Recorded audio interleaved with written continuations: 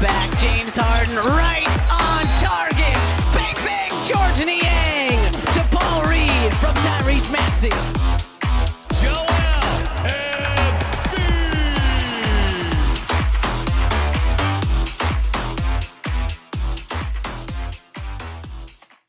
What's up, everyone? Welcome back to another episode of the Pick Swap Podcast. It is me, James Birrane. I'm here with Sean Barnard as usual. Sean, how you doing, man? I'm doing well. I'm coming off a weekend of watching just an inhumane amount of basketball. Just glued to the TV from start to finish. The NCAA tournament had the double TV going on the whole time, which was great. Sixers still cruising. It's the best basketball time of the year, so I can't complain whatsoever.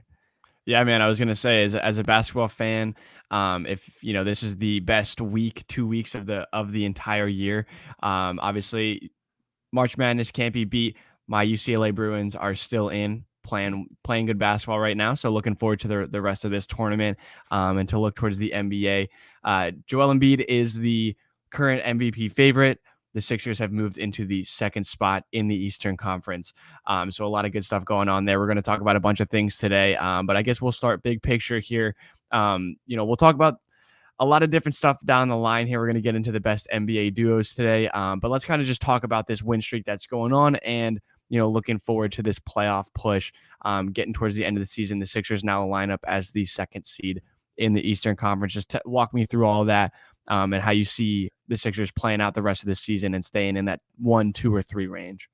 Yeah, and we are recording this before the Bulls game, which will at this point be taking place last night when this gets posted. So apologies if anything drastic happens that changes anything a little bit. But yeah, this Sixers team is cruising right now, 8 in a row. Joel Embiid on another level from what I've ever seen from him, which is impressive. I really do believe this 8-game stretch that we've seen him play is the most impressive stretch of basketball I've ever seen a human being play. He's just surgical in the way he's analyzing things, figuring out the best way to beat teams. That mid-range is just completely automatic at this point. It felt like it has been all season, but he's just taking it up another notch, and his processing just seems great. He's just picking apart teams, like having that moment where he's just having control. It blows my mind. Like, I keep thinking we've tapped out on where this guy is as a player, and he just keeps blowing past it. And the team has absolutely followed him. There's guys scrapping around him. Everybody seems bought in. The vibes feel like they are the highest that they've been in years at this point. So I don't think that this road trip and this 8-game stretch could go any better than it did. And they definitely look like they're peaking at the right time, and everybody's noticing. Yeah, absolutely. I think at the beginning of the season, we had talked to each other about, maybe having seen the best of Joel Embiid, 2 back-to-back MVP caliber seasons, obviously not coming away with an MVP or anything, but having 2 of the best seasons that we've seen from a guy, in a Sixers uniform, maybe ever. You're talking about, obviously in the conversation with Allen Iverson and Dr. J and Moses and Wilt, like in those conversations, Embiid is firmly there, brings in another player of the week from this past week. So it's been unreal to watch, man. It's been really insane just to see him on a nightly basis, just do what he's been able to do. He's the best player in the world right now. I really don't think that's up for debate anymore. Last week he was at 35 points per game. He's a sleepwalking into 30 points every single night. He's the best defensive player on the floor when he wants to be. And I know a lot of people will dismiss his playmaking and his passing, and he mentioned it. Like, he doesn't have to do much of that considering he plays with the best playmaker in the league, being James Harden. But even the night when James Harden didn't play, he had 6 assists, and when Harden's 7 assists. When Harden's not in the lineup, I saw a tweet that said he's averaging 5.5 assists per game when Harden's not playing. So he definitely still has that, and it looks like he's just really mastered the game over the last couple of weeks. And I don't know, man. I don't know how he keeps getting better, but he's continued to do it. He looks very healthy and spry. He seems to be just at his peak right now, and it's been, as a Sixers fan, as a basketball fan, it's incredible. As a Sixers fan, it's euphoric. It's the best thing we've experienced. So I've been just amazed by him, even more so than normal. Yeah, totally. And he had a cool quote after that Pacers game that he said, like, I'm capable of being a playmaker, but I just don't take on that role because I don't need to. I play with the best playmaker in the league in James Harden. Shout out Gina Mizell, who had the full quote for that. We attached that to a recent short, so you can scroll through and check that out to make sure I get it right. But that was the main premise of it, is that him giving Harden his props. And he's right. He's got 2 triple-doubles this year. He's had 3 games with 10-plus assists. I mean, he's just a complete player. And he's also, a thing that I've asked about this Sixers team for years past now is just that, like, step on a guy's throat, step on a team's throat kind of nature. We're kind of seeing it lately. Like that Pacers game, we're coming off I believe it's 5 games in this 8-game stretch that Embiid has not played in the fourth quarter, and just that ability to, and he scored over 30 points in each of those. So just doing the damage, taking care of it, and then getting out of there. That's the best way, because we all know they got a tough stretch coming up. I know we're going to get more into that, but just getting like a break now and getting this, like Doc Rivers calls it, the old school load management. That's the way to do it. And it just looks easy. Everything's flowing completely. And I'm loving that just like instinct that looks to be there of like, let's finish this off and clock out for the day. Yeah, absolutely. And you know, he's not missing games, right? Like I feel like everything in the past has always been all these different things. Oh, he doesn't play enough games. He's been hurt, blah, blah, blah. Like that's not the case anymore. He's not missing games. He's showing up every single night. There's been some things coming out by people that have no clue what they're talking about. I don't even want to talk about who it is, but there's been multiple reports like coming out saying he's lazy or he takes possessions off. That is a big flashing light of saying like, I have no idea what I'm talking about. I'm not watching the games. That is, you're painting that on your back. I'm an idiot. Boom. I don't watch it. I don't know what I'm talking about. So both those guys and all the other guys on that side are not watching, because every single night he is not only playing, he's dominating. He's by far the best player on the floor on a nightly basis. And, it's been, when you're talking about being the second seed in your conference, in a much stronger conference than the Western Conference. And on top of that, no all-star teammates, guys that are, playing their role and being, fine at their role, if you want to call it that. But just, incredible from him. I don't know if you wanted to talk about Harden specifically. I guess we'll talk about the two of them later on. But if you wanted to go into like this Eastern Conference, the way it's going to play out, the Sixers obviously being the second seed, the Bucks ahead of them had just passed the Celtics, who are now in the 3, Cavs still in that 4 spot. So just kind of talk to me about the way that this is going to play out and how important seeding will be come playoff time. Yeah, so I guess the biggest change is the Celtics dropping down to 3rd place. Sixers and Celtics currently tied. Once again, this will change after the Bulls game. Assuming the Sixers get the win, they will be a half game up in that regard. The Celtics have played 2 more games than the Sixers. Sixers sitting at 48-22, while the Celtics are 49-23. Sixers do hold the tiebreaker there, but the Sixers will also be facing off against both the Bucks and the Celtics before the season ends. So both those games will have some major seeding ramifications and how that plays out.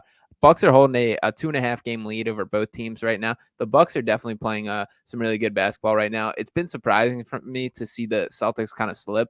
I was very in on the Celtics for most of this year, and I still am not itching to play them by any means, but there are some like weird things going on there. Like even they lost to the Jazz the other day, and the like end of game play call was they called up a play for Grant Williams to go attack Walker Kessler at the rim, which Walker Kessler just swatted like so easily. Like it wasn't challenged whatsoever. And it was like not even a good shot. It was like a contested 2-on-1 at the rim. And Jason Tatum is standing in the full backcourt. Jaylen Brown just spaced out in the corner. And it's like I just couldn't believe that was your end of game call. So I don't know. They're not clicking. The chemistry has not been what it was to start the season. There's some real doubts about Joe Mazzulla going on.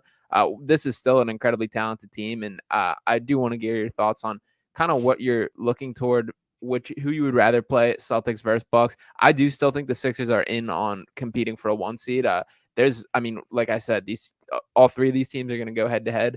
The Sixers have the toughest schedule in the NBA to close out this final stretch of the season, but from how they're playing, I don't think they're bowing down to anyone. I still think they can pick up wins on a nightly basis. So what's your kind of mindset for who you would rather play, and how important do you think home court is? Yeah, I think I don't know. I don't like to really go too far into it just because of prior instances. You look back at the year you end up playing the Hawks, and you feel like the 1 seed is really important, and you have home court, and you get the quote unquote easiest path to the Eastern Conference Finals. I'm happy to be in a spot where like I don't really care. I think it's better to just play who's in front of you, worry about the team that's right there right now. But absolutely, I think having home court over a team like the Celtics would be massive. I think having home court over a team like the Bucks, like you're going to bump into one, if not both of those teams through the playoffs. It's the nature of the NBA playoffs. It's the nature of this game. You got to play the best teams to win a championship. I don't think I think they should welcome that. I think it should be part of their thought process of going into this playoff. Shouldn't be to avoid them. It should be to say, come into our house. I want to run right through you. So I think the Sixers, and this is coming from a genuine spot. Like I don't think that this is a crazy idea. Joel Embiid is such a mismatch for every team in the NBA. I think that the Sixers match up really nicely against both of those teams. I think that they have a chance to, in a 7-game series, compete and win against both of them. I think it would be a fantastic matchup on both ends.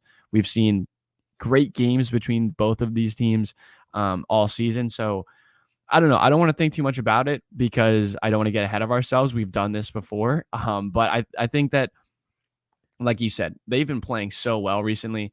They've been on a tear. It looks like they're kind of firing on all cylinders. And, you see the Celtics lose to the Rockets and then the Jazz and, struggling at times. They're still a fantastic team. They're still a team that's going to be a force to be reckoned with come playoff time. And, the Bucks, both of those teams have been to a championship. The Bucks obviously winning. So, the Sixers got a lot to prove still. Yeah, for sure. And I know I'm kind of flip-flopping a little bit here because I've been in the corner of I don't care about seeding, play whoever. You got to get through the best teams. But I do think there's a pretty big difference if they can get the 2 seed versus the 3 seed. Just having home court for a game 7, if it's necessary, which to be honest, I think it will against either of these teams. Having home court for that is a big deal. And I think it changes their chances of winning the series by I'm almost willing to go as high as like 35%. Like I think having it in Philadelphia is a much bigger deal rather than going down to Boston, going up to Milwaukee. Both those places are pretty tough places to play. And we've seen this team at home. I know the Sixers have the best road record in the NBA, which is a nice little notch in their cap. But yeah, I would like for this to be at home. And I think that it's worth going for the 2 seed. And every game is that important because of this. They should definitely capitalize on the Celtics kind of slipping right now. If they can grab this, the 2 seed I definitely think is for the taking. The 1 seed I still think is within range. And the Celtics specifically, I mean, I get they're not playing their best ball right now. The Bucks have definitely been playing better basketball, but I'm still scared to see how we match up against Jason Tatum and Jaylen Brown. The perimeter defense is still like the one concern for me against this team, and they haven't. It's just going to be an issue, and there's no way around it. They've looked better, and there's been stretches where it's been cleaner, but it's still far from like elite lockdown perimeter defense on the Sixers team. And I do think having home court for this matchup would make a difference. Absolutely. Like there's no doubt about that. I'd much rather be playing at home. Sure. And if you can get the 1 seed by all means, man, like line me up for it. I'm for it. But I think you get like the mindset that I'm going in, obviously, like I'm assuming that the Sixers are running with this as well. It's just like one game at a time, focus on the team in front of you. And when, it's time to roll everything out, you go for it. But I don't know, man. I think I've never felt as like secure in a team as I have with this one. I feel like I feel like they still have layers to uncover yet. Like defensively, they've been better, and it's a catalyst to them winning a lot of these games is the fact that when it's crunch time, like they turn it up and they play really good defense. You saw it in the Trailblazers game. You saw it in a bunch of other games as well. But like, I still think that there's another level they get to defensively. I think another, cutting down the rotation a bit and relying on obviously Embiid to be at his peak on the defensive end, but Tucker has stepped up time and time again in big games. You have another lengthy, good defender in Jalen McDaniels, who obviously was still missed a game, is coming back, getting back to his form. And when Tobias is locked in defensively, Maxey has shown a lot of improvement on that end as well. Like, I think that there's a chance that they become a defensive monster when Embiid is fully locked in a playoff series. Which he absolutely has been lately. There's been such a significant shift in his mindset. I do think his foot was bugging him early on in the year when he was he didn't even really take a couple games off. He missed here and there, but he pretty much played straight through. He talked about not playing the All-Star game because of it, and then of course he went out and played like 30 minutes in the All-Star game. But anyway, I do think the foot looks better. His second jump is way more back than honestly I feel like I've seen it in years. Like there was a play where I believe it was in the Cavs game where he came down and immediately jumped back up. They hit a guy with a little dish and him still blocking that shot. And it was Evan Mobley. It was a 7-footer. Yes. And it was that rapid fire, just 2 jump. But that is like, that's an athletic play and like a springiness that I feel like we haven't fully seen from Joel all the time. So to see that, and we're going on 5 straight games where he's had at least 2 blocks. And there's just like a mindset shift of him being locked in defensively at the right time. And the team absolutely follows that. Like you can see everybody making a difference, everybody doing their thing, locking into their guy. And I mean, Joel can cover up for so much. Like there was a clip going around, shout out David Early tweeted out of a couple of Celtics players just not even trying Joel, of them just like scared to even go up with them in the pass right near the basket. And it's one of those like his impact overshadows things and changes the game in a way that like it makes everything work. So he's flipped the switch defensively, and I think the team is kind of following with that. We've also had a little nagging issue with PJ Tucker, who when he's on the floor definitely makes the team better. Take the next 2 off against the Bulls, no worries. I'm team PJ Tucker resting as much as possible because you're going to make your money in the playoffs, not right now. And we're getting close to that point. So I am kind of happy to see him getting a rest. But yeah, I do think it's working. I think the mindset shift in Joel has absolutely changed things defensively, and he really has been on another level. It's been incredible lately. Yeah, he's averaging almost 2 blocks a game, and he's just been, man, like being able to not worry so much as a perimeter defender, being able to pressure the ball and know that the big fella's back there and ready to cover your ass when a time comes. And he doesn't get as much credit as I think he deserves, as like just being an incredibly high IQ defensive basketball player. We saw it in the Cavs game a lot. I mean, that play specifically, like there's maybe 2 guys on planet Earth that make that play, like maybe, and he's one of them. And like everyone talks about how much of an offensive juggernaut he is defensively when he is tuned in and ready to go. Like he's just as much. We've talked about it a million times. Like he came into this league thinking he was going to be a defensive specialist. He's obviously grown up a lot, so it changes. But defensively, when you talk about the Celtics matching up with them, he helps just because there is so much drive in. He's going to have to close out on Blake Griffin, I guess, or Al Horford, I guess. Like they're going to have to, adjust at times. But when you look at the Bucks specifically, and you'd think he'd be matching up with Brook Lopez, probably for 3 quarters he might do that. 4th quarter comes around, he's going to be guarding Giannis Antetokounmpo. And like I said, there's not that many guys in the world that can do that. He's going to be guarding the big. He's going to be switching. He's going to be covering outside. Like he changes a lot. You got some different guys. Like Tucker's going to have to try to wear Giannis out throughout the game. There's just going to be a lot of different matchups that you can go through there. But yeah, Tucker, I think taking some time off is very good for him. He's an older guy. And like you said, he's one of the few guys I think in the NBA or that the Sixers have had that like can legit just turn on the switch. When it's time to go, like he gets up for those games. So I'm not worried about him. I wanted to ask you a little bit just because we've seen kind of pivot here a little bit. Tobias, we've seen some ups and downs. The fan base, I think, is getting frustrated with him again. He did have a nice night the other night against the Pacers, 24 points, I believe. But that was without Harden, a little bit more offensive look, and Tucker. So a little bit, different offensive sets there. But Tobias, what are you seeing from him? And what do you think he needs to kind of just change into to be an effective player come playoff time? I mean, I guess I'll start with I'm seeing like a conscious effort from the Sixers to get him back. That Hornets game, they were like force feeding him. He was getting mid post touches, couple threes right in the first quarter. So I think everyone's aware of the situation in that like he hasn't played his best. He's kind of fallen out of the rotation.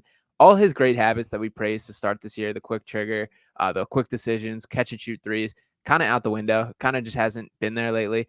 I do think the past 2 games, there's been some, I guess, moving in the right direction, but he just hasn't been the quick twitch guy. And I guess my feeling of Tobias and kind of how this is, I mean, he's basically a role player on this team. It's the unfortunate reality of it. He is an afterthought in the offense. He's going to get some touches, but he's just not the guy that he once was or the Sixers needed him to be, and that's okay.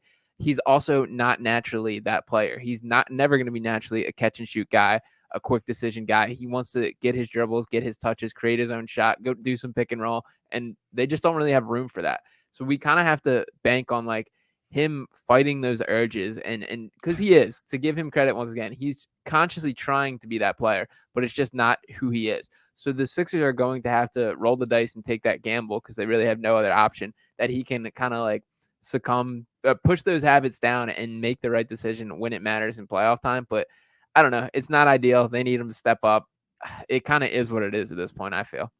Yeah, it's tough. I don't know. I need him to just play defense and rebound. Really, like if you're going to be a little bit less of an option offensively, like I need him to lock in on that end.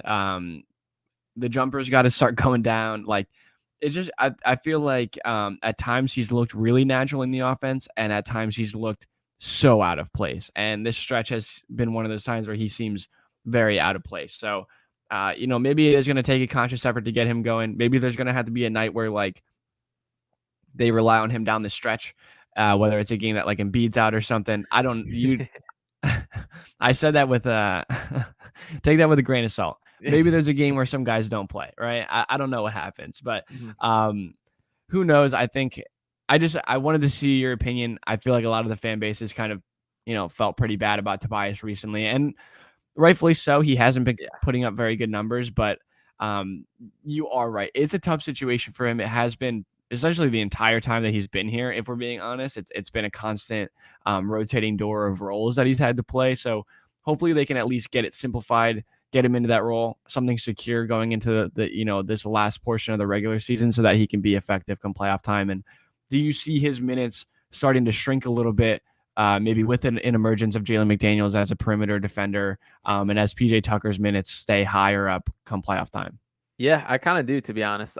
He's never going to not start, especially while he's making this money and just the role on this team and just kind of the shot to his pride at this point. I don't see ever happening, but I do see the minutes being cut back a little. He has not been a lock for closing lineups lately. There's been games where Doc has gone with 3 guards, put Melton, Maxey, Harden, and then finished with Tucker and Embiid on the floor. We've seen Jalen McDaniels get a little run at time. I've been impressed with Doc Rivers having trust in Jalen McDaniels, by the way. I thought when we traded for him, there was a concern that this was going to be a guy underutilized, not thrown in as much. He's kind of been throwing him to the fire, and he continues to just, to the media, harp on how great he is, all the things he does well. So shout out to Doc for being flexible. I will give Doc another, he's been great lately. He's been making the right calls, shifting things in the absolutely. way. So he does deserve his flowers. It's the same coach when they win or lose, so he deserves the praise too, as much as it pains some people to admit that. But yeah, I do think Jalen McDaniels is going to get a notch. He did not look completely healthy in that Pacers game. I would like for him to get a little rest too. This is the time to. I'm team rest right now, even though I'm kind of still in the go for the 2 seed. Like everyone outside of Joel, who has, I still want him to win MVP. I still want him to be playing every single game pretty much, do the fourth quarter stuff, but rotate guys. Let's get some guys resting on a night by night basis. Let's give Jalen McDaniels a little run, PJ Tucker getting his. Maybe Tobias needs a quick go away for 2 days, go work with your trainer and just take a million catch and shoot threes. Maybe that helps. I cycle through guys. But yeah, to answer your question, I do think that there's more flexibility with this team than we've seen. There's even been games where Niang has been in the closing lineup, and I can see that being in the case in playoffs too. So Tobias is not the lock he once was, and I think Doc's going to roll with that. Yeah, I'm glad you brought that up because I wanted to mention that Doc's kind of been cooking lately. So I don't know what to say. I think I rewatched. Someone posted the video of him before this season when they were down in South Carolina, and him and Doc Rivers and James Harden had that conversation, and someone's like, he had the vision, man. He had the vision of this team and what they could be. And I'm not saying that like he's been held back by certain people in this organization or certain players or what it is, but he's found a rhythm here, and he's kind of being the coach that we always wanted him to be. A guy that's open to adjustments, a guy that's working with players that are under the age of 25, that's, putting different things into place that are helping expand this team's horizons and raise the ceiling. So I don't know, maybe he's up to something, who knows? But I've actually been really impressed with him. And, part of that is being flexible in those late lineups. I know you talked about him not really doing the 3 starting lineups that he was going to do, that he said he was going to do, but the starting lineup is way less important than the closing lineup. So him being open to moving around and kind of an as needed basis with Niang or McDaniels or Melton I think is normally the 3 that they go with if they're going to change it up. But it's been fantastic. I wanted to mention with Jalen McDaniels as well. I think I want him to be, I think they look at him as a long-term piece. I don't think that they see him as a 1-year post rental. I think he's a long-term piece, and I think that this is going to be a really important stretch for him fitting in. He said that he's loved it here so far, which is great to hear. And, for maybe a week, we heard about how terrible that trade was. I haven't heard a damn thing since. So I think let's keep it that way. We have a really good player in Jalen McDaniels here. I really enjoy him. So I hope that this is something that they work through and keep him around going into next year. Yeah, they're going to have to pay the man. So that's going to be the big hurdle this offseason. He will be a free agent. They're going to have to figure that out. But I don't think they would have traded for him if they didn't have some intention of making that happen. And they've thrown him to the fire, given him opportunity, and he's performed. So I hope he's around as well. I hope they find a way to extend him. I'm not really sure what his market is going to look like. he's definitely a better fit than Matisse is. So all those, as was always the case, and I think the people who knew it always knew that was the case. Matisse cooled off after his first game when he shot like 3 of 4 from 3 or whatever, and everyone went crazy. He's kind of come back down to earth as expected.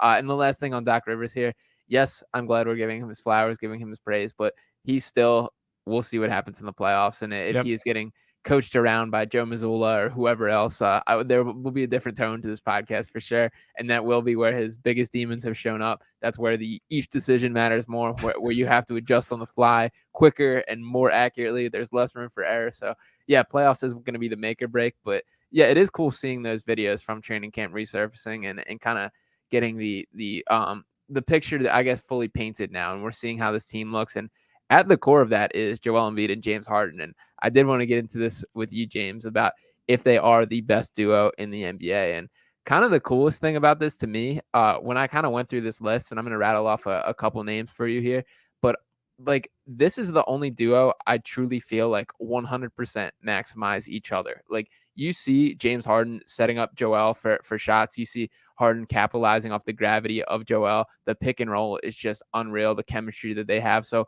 when I kind of look around the NBA and look at all these other duos, it's like these are two great players, but Joel Embiid and James Harden are like two amazing players together, which I think is very cool. And I think that kind of like partnership is something that we've really seen grown of late. Yeah, I was having this conversation at work today, and not the best duos, but just about James Harden. And obviously we were all excited when he got traded here. The situation at hand, would have been exciting no matter really who you brought in. But to bring in a Hall of Famer, a scoring champ, a guy that's done everything in this league except for win a championship, and that's so difficult to do. So don't even put that there. But I love James Harden. I'm so happy to be able to watch him every night. And I think obviously Embiid being so good kind of overshadows the fact that he is surgical and just absolutely perfect in the way that he plays on most nights. Like Embiid is the MVP. He's the most valuable player. He's the best player on this team. But this engine is pushed by James Harden every single night, every single play, every single action. He's able to get Embiid easier buckets. He's able to get everybody easier buckets. He's facilitating everything. And like, obviously there's a lot of guys that eat up off of what James creates, but he is everything. He's the motor. So I've been super impressed with him. The pick and roll is unstoppable. It's legit unguardable. It's a cheat code to this game, especially when you have two guys that are as good as him. There was like a little bit of a lull in the scoring. I'd love to see him be aggressive again at certain times, especially early. But I'm sure it'll come back. He's been just fantastic. So I agree with you. Their tandem has been incredible to watch, and the growth within the two of them has been fantastic as well. So yeah, let's hear the other names. I'm ready to go through them because there are a lot of great duos in this league. Embiid and Harden are in that conversation though, for sure. Yeah. All right. So I'll rattle off a couple here. I'll start with these ones. I think we'll answer pretty quickly, but we're gonna start out west here. Domantas Sabonis and De'Aaron Fox. Love them. The Fox and the Ox. Surprised that they worked as well as they have. Domantas Sabonis, another player of the week for the Western Conference alongside Joel Embiid. So good for him, averaging a triple-double like no other center in the world can do. So it's crazy to see how effective he's been. But no, I really enjoyed their tandem. They're not James Harden and Joel Embiid by any means, but fantastic duo over there in Sacramento. And good for them. Good for the city of Sacramento and good for the Sacramento Kings. Yeah, they do deserve it for sure. I am happy for them. But yeah, Embiid and Harden, a couple notches higher for sure. Both a great great duo, and I will be rooting for them out of the West for sure. Yeah, I like that definitely. Spot. A team I probably will not be rooting for, Ja Morant and Jaren Jackson Jr. Yeah, interesting situation right now with them. Hard to gauge that right now. They're a fantastic young duo. Obviously, there's some off-court issues that need to be worked through, and I feel like there's just some like maturity that needs to happen for both of them, for that team in general, like Memphis, period. So hopefully they see some growth there, but definitely great duo too. Jaren Jackson Jr. was an all-star this year, right? Yeah, he was. So 2 all-stars right there. Good for them. Still below Embiid and Harden though. Yeah, 100%. Luka and Kyrie. That's a tough one because they're both fantastic. Offensively, yes. Defensively, no. And it's hard to compare, man. Those are two guards. And Harden and Embiid play, or Embiid plays an entirely different position. So I would still take Harden and Embiid just because of the complementary pieces to them, and how they, work together. Where I feel like Luka and Kyrie, obviously Luka kind of sets up Kyrie at certain times, but those are both just two like generational isolation players that can break down anyone guarding them at any point in time. I'd still take, Embiid and Harden for the duo aspect that they work so well together. Yeah, this was the one in my mind that kind of made that thought click of like the complementary styles and bringing out the best in each other. Because even the best case scenario for Luke and Kyrie is still a lot of like my turn, your turn offense, and a lot Yeah. of the ISO ball, not really maximizing each other, other than like it's a load off them that they can rest a couple possessions. Yeah. But yeah, so I do think Embiid and Harden are better because of that. The other pairing that kind of made me think about that is Kawhi and Paul George, who are a better duo in theory than they have been in reality, but how do you think they stack up? Yeah, I've really flipped. Paul George has been like a roller coaster for me as a fan. Like I For really liked everyone. him in Indiana, and then like kind of didn't love him. So I think I still liked him in OKC, but I think that first year or two in LA was a bit rocky for him. But two of the best two-way players in the entire NBA. Surprised that it hasn't worked out. In the way that I thought it would. So again, like you said, the tandem, the actual play together between Embiid and Harden is much better on court than Kawhi and Paul George. But two fantastic players. I like them both. Kawhi is so strange to me, not because of who he is. Obviously, kind of a hard cookie to crack, I guess, if you want to put Yeah. it that way. Seems like a genuinely good guy. I just mean like his legacy and who he like is just going to be so strange. The dude has two Finals MVPs, has two of the most historic playoff runs of all time, and then like just disappears for a while. So I'm interested to see how people remember him.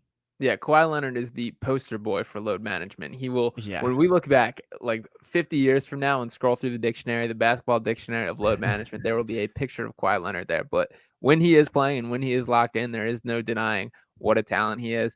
I have no clue what to make of this Clippers team. If I Yeah, I don't came know. into the year as a believer, I thought like this is going to click, this is going to work. They're actually going to get healthy. They really haven't. And there's been a lot of games where, as kind of I mentioned, like they miss for no reason. That there is the load management days, the days that they don't feel like showing up. There's been some Ty Lue hate going around on the timeline Yeah. lately, so that's also surprised me. I've kind of faded off watching Clippers. I was big time watching the Clippers early on in the year. I thought they were going to be my Western Conference squad, but yeah, they have not clicked in the way that I wanted or hoped. And yeah, I don't really know what to make of them. But to move on to the next one here, we'll go with Stephen Clay. It's an interesting one.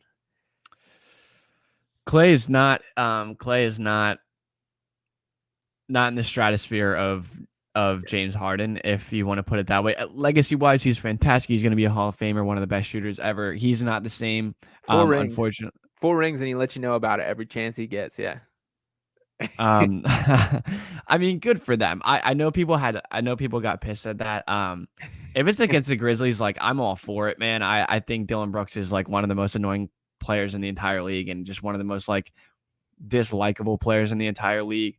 His antics, the whole thing in Miami the other night, pushing the cameraman and everything. So whatever. I know people kind of got up in arms about that, but I thought it was kind of funny. I do think it's funny that he does that kind of stuff and like Draymond does that kind of stuff, but like Steph doesn't say anything, and like Steph is by far the best player on that team that in that legacy. So Steph's still fantastic, still playing at the top of his game, one of the best in the league. But I'm gonna take Embiid and Harden there just because I don't think Clay really stacks up that well anymore. Mm-hmm. Yeah, it's a toss up for me whether I go Steph or Embiid for one if I'm ranking these out of 4, and then I think Harden's very significantly the next kind of piece in that, Yeah. and then Clay falls in 4th.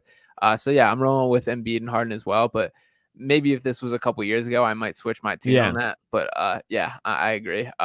LeBron and AD, whatever is left of both of those guys, how does that stack up? I think it's really hard to say. I think at their peak, when they're both healthy and playing well, like LeBron was fantastic this year when he was healthy, and Anthony Davis actually has been really good as well. So I'm gonna give it just and this is gonna sound crazy, but availability, the best ability is availability. Although I don't always agree with that, but Yeah, right now it makes sense. It helps my argument. But I think Embiid and Harden they've been playing.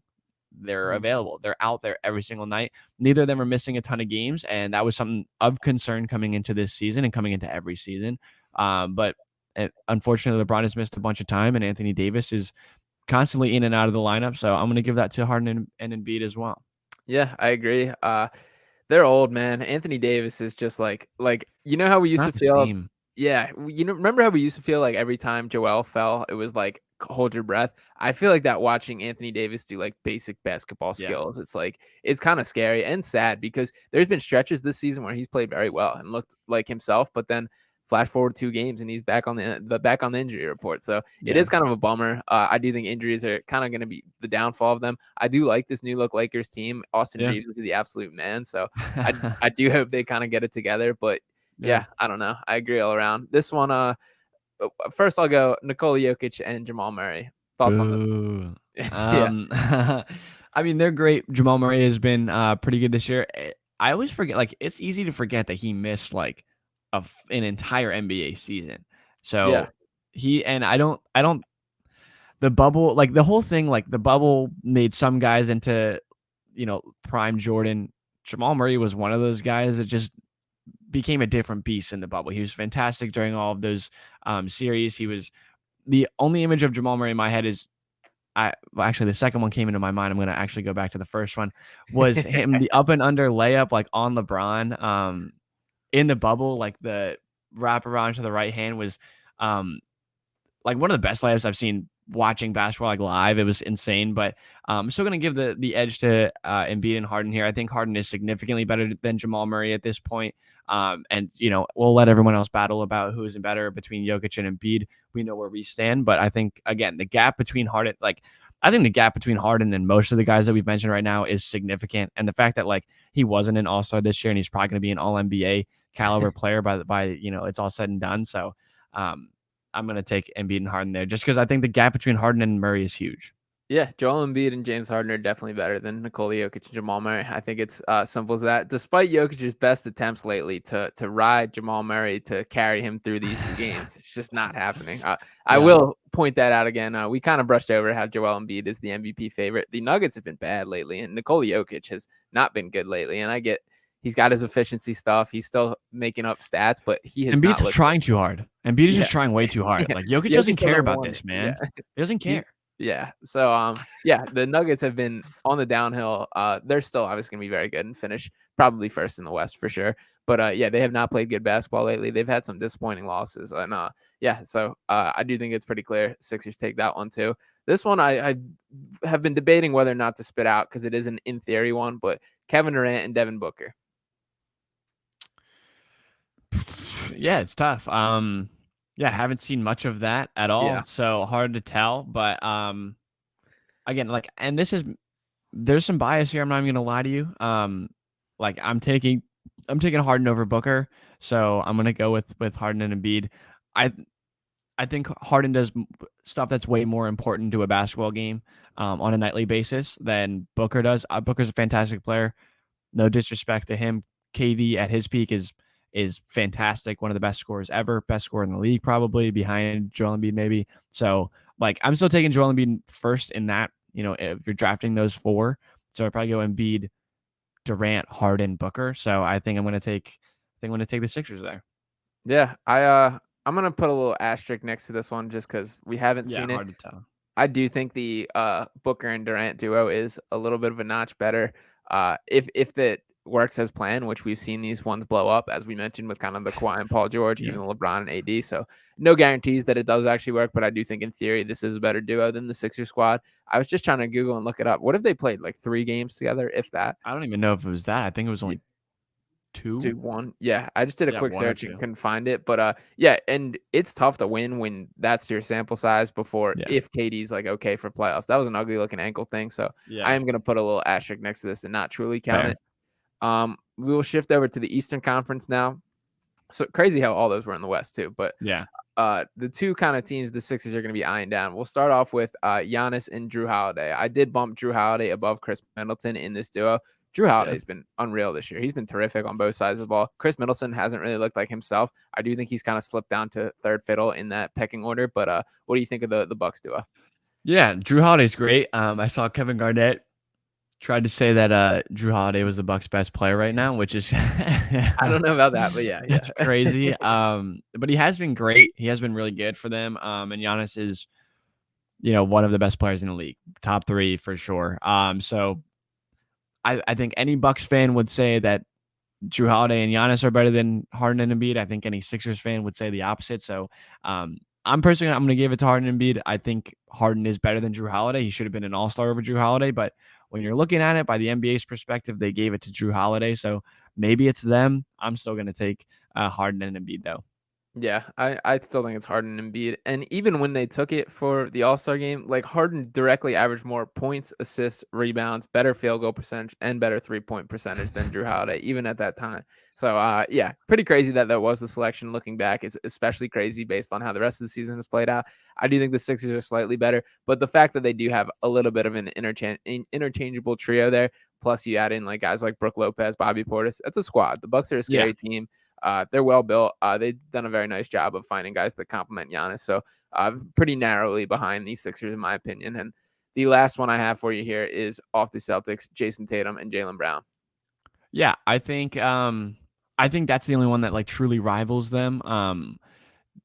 When you're building an NBA team right now in this era, like the one thing you want to have is two-way forwards, and like Jaylen Brown and Jason Tatum are exactly that. Two offensive, fantastic players on that side of the ball. Jaylen Brown has always been a really good defensive player, but Jason Tatum has really come into his own on that side of the floor as well. And that's where they've been fantastic this year, and where it's been surprising to see them kind of fall off a little bit is the fact that they have, in their losses in their recent games, have not been a really solid defensive team. So when they're at their best, I think it's fair to give it to them. And that's coming from like a genuine perspective. I think that just like in your eyes, you want, those are the two players that you want, those two like archetypes of players. But I think that like Embiid as the number one, again, if you're like drafting these 4, like I think Embiid is still clearly number 1. But you probably go Tatum and Brown next, and then James Harden. Although, like again, it's close. I think it's close. But yeah, I think it's fair to go either way with that. I think a lot of people would go with the Celtics. Yeah, I'm unfortunately one of those people, and I lean Celtics on this one. Tough to go wrong too. I would probably put these as if I'm wiping out the D book and Kevin Durant, because if we haven't seen it, the Sixers and Celtics I think have the top 2 duos across the NBA. I do give Tatum and Brown a little bit of the edge just because it's like you said, it's the most valuable position in the NBA is those two-way wings the way that they are. They each can create their own shot, play make for each other. They do play off each other, I think, a little better than they get credit. It's not. There's been times where it's been too ISO heavy, but it kind of hasn't been that way most of the season. I mean, we've touched a lot on the Celtics in this, but yeah, I do think they are the slightly better duo. That's the only one I'm kind of coming over to. But like I said, the fact that I think Embiid and Harden, we can go down this entire list, like bring out the best in each other out of more than any of these duos is a big deal to me. I think they enjoy playing with each other. The fact that they're on the same page and everything, it's a big deal. So I'm in on this James Harden, Joel Embiid partnership. It does look like it's flourishing in the right way, and I can't complain looking down this. The Sixers are in a good spot. Nah, man, this has been a fantastic stretch. I've been gushing over this team so far, like for 40 minutes, like legit 40 minutes on this podcast. So don't need to go too much farther into anything, but yeah, this duo, this tandem between Embiid and Harden has been incredible to watch. Like we saw points in time where they were playing off each other super well last year and at the beginning of this year, but I think it was underestimated how much you can grow within a pairing like that, like how much each of them can start to learn each other's tendencies and where they like things and how it's going to go between the two of them. And they've done a great job of not only like playing off each other super well, but also finding areas of improvement and becoming an even more nuanced and polished pairing. So they've done a great job. Doc has done a great job. They're in a really good position right now to make a good run here. And how many games, like off the top of your head, like how many games they have left? I believe 12. 12. So yeah, whew, man, that's low. That's like not a lot of games left to the playoffs. We're here. Yeah, we're basically here. So, we'll obviously follow up on the Bulls game. We'll see how that goes tonight. But I'm really excited for this stretch and then setting up for the playoffs as well. I can't wait. Yeah, definitely. So we do appreciate all you guys for tuning in. Drop a little comment. Let me know what you guys think. Give us your rankings for the duos. I want to hear from you guys what you got on that. But any last words, James? All good, man. I'm ready to go. Yeah. So yeah, thank you guys. Drop a like and subscribe as well. And me and James will get back with you next time on probably next week and see how we're sitting if the vibes are still as high.